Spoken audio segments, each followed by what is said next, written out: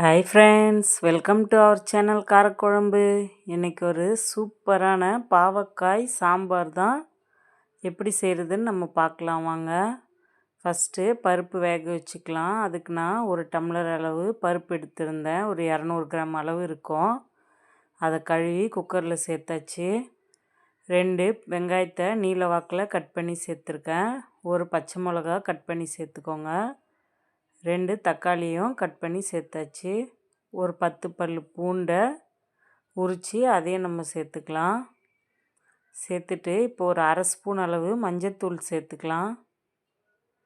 1 spoon அளவு சீரகம், பருப்புலேயே நம்ம இதெல்லாம் சேர்த்து வேக வைக்க போகிறோம்.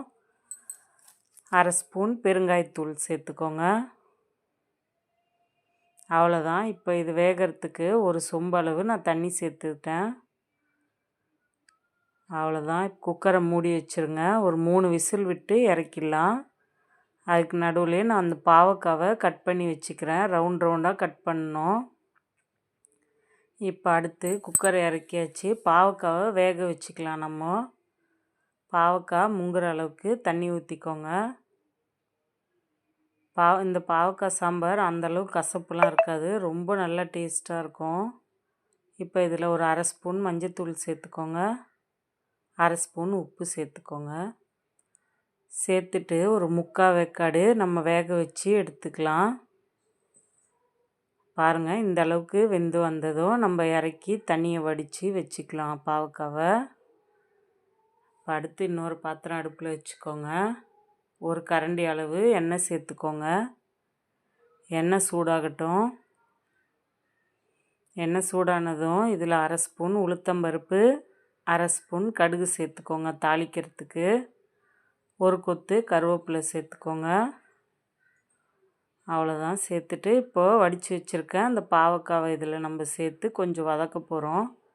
இந்த வடித்த தண்ணியுமே ஆளுக்கு ஒரு அரை டம்ளர் அளவு குடிச்சிடுங்க. ரொம்ப நல்லது வயிற்றுக்கு, நமக்கு சுகருக்கும் இந்த பாவக்காய் ரொம்ப நல்லது. நம்ம பாவக்காவை வேறு டிஷ் செஞ்சுருப்போம். இது போல் சாம்பார் செஞ்சு பாருங்கள். சூப்பராக வாசனையாக நல்ல டேஸ்ட்டாக இருக்கும். இப்போ நான் 2 ஸ்பூன் அளவு உப்பு சேர்த்துக்கிட்டேன். அடுத்து 4 ஸ்பூன் அளவு சாம்பார் பொடி சேர்த்துக்கிட்டேன். இப்போ அந்த பருப்பை கடைஞ்சி அதையும் நம்ம இப்போ இதில் சேர்த்துக்கலாம். சேர்த்துட்டு இப்போ அந்த குக்கர்லேயே ஒரு சொம்பு அளவு தண்ணியை நம்ம சேர்த்து ஊற்றிக்கலாம். சாம்பாருக்கு தேவையான அளவு தண்ணி சேர்த்தாச்சு. இப்போ ஒரு நெல்லிக்காய் சைஸ் அளவு புளியை கரைச்சி அதையும் நம்ம சாம்பாரில் சேர்த்துக்கலாம்.